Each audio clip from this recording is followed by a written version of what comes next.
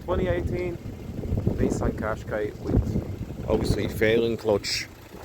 Now we will strip the car today. We'll take the clutch off and replace it with the other LUK clutch set. We will need to take the wheels, axle, drive shafts, and obviously the gearbox off. So let's get on it. I am absolutely getting soaking here. It's splashing raining. I still let the car idle for a while because they're gonna disconnect the battery and all the other stuff around the intake ports, battery, the wiring, the mounts. That rattle actually comes up from the intake pipe. The clutch is gone, but at least it's not dual mass flywheel. We've just got a drive shaft bolt off, steering linkage. We're gonna take them bolt joints off so we can take the axles off. But when we take them off, we're gonna drain the oil out of the gearbox, and then we're gonna go with the mount and the starter motor and everything else. So my apologies, but it won't be much of a footage because I'm trying to get race with the weather and the day. This under tray just got different various bolts, different sizes, and then yeah, the same thing here. I mean, this is 2017, 2016 Qashqai, and why is it so hard to put things back in place where they belong? That just took me extra 25 minutes just to strip that thing off. We're just in the process of taking off the CV axles, and this one here, yeah, it takes some time to take it off. To take off them, you're just better off taking the control arms off, steering links, and try to get as much as you can the space here. It's going to be loads of wires. Make sure you disconnect them all. Same thing on this side here. Just take the controller arms off, and then we'll see. I didn't take the subframe part off, which is this here, because I'm going to pull the gearbox out and lean it against that subframe. If that doesn't work, I'm going to take it off, but I think it will work to replace the clutch and the master cylinder. Do you know what I don't like? Placing the clutches on the ground. God, this car is actually nerve-wracking. Not much room, but we have the gearbox out. Yeah, you see them bolts here and the one on the other side. One stays on the gearbox and the other one on the engine. Well, we didn't took the subframe off. Will we be able to replace the master cylinder and the clutch the way it is? But it's raining here, very, very heavy.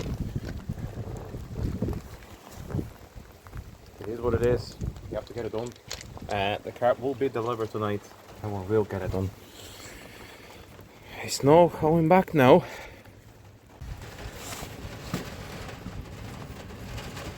Yeah, these cars do have DMF, dual mass flywheel. Customer's happy enough to do only a clutch because there's no rattle noise coming out from the DMF, and we're just going to do the clutch this time. We're doing a budget here. Master cylinder out. Yeah, I blocked this master cylinder and I unplug the feed, hydraulic feed for the cylinder, and just plug it in as soon as I start the job, so it's never going any air in or it's not leaking out, and it will be way easier to bleed it out after. Bearing is still fine. Use the thread locker on the new master cylinder.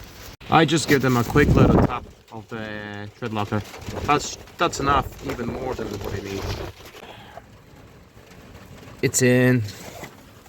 Just to mention, once you take the clutch off, mark it up with the paint, the last bolt you took it off, and mark a flywheel.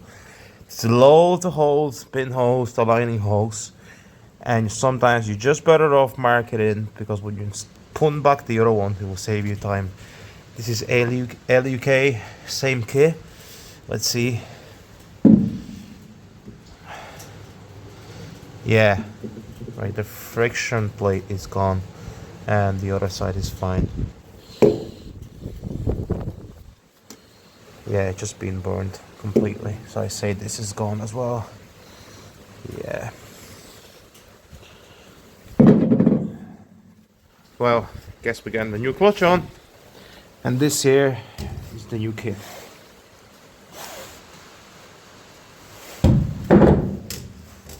See the rivets, embedded from both sides. This is perfect. Let's get that kit on. I will show you how to align the clutch plate with the pressure plate, and then once you put it in, it's going to be 100% center, and I'm going to use the cable ties or zip ties. But just look at that in comparison. The depth of that rivet here, and then that one here. You can see that they start wearing off.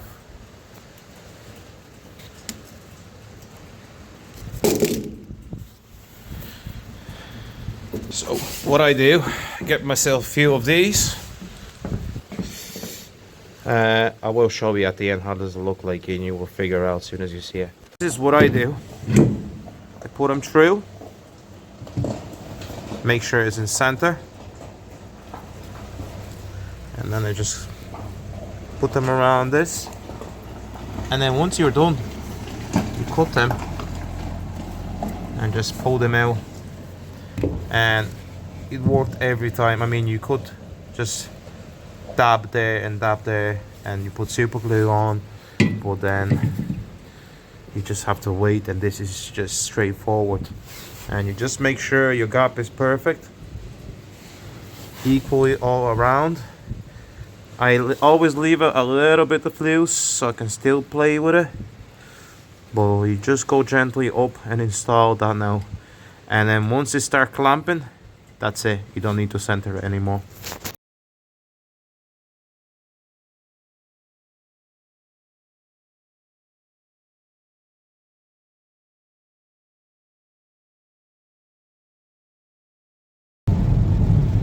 The day is so long, and I got absolutely soaking, but the car is done, and it's 9 o'clock. So sorry I wasn't keeping you updated, but it was long.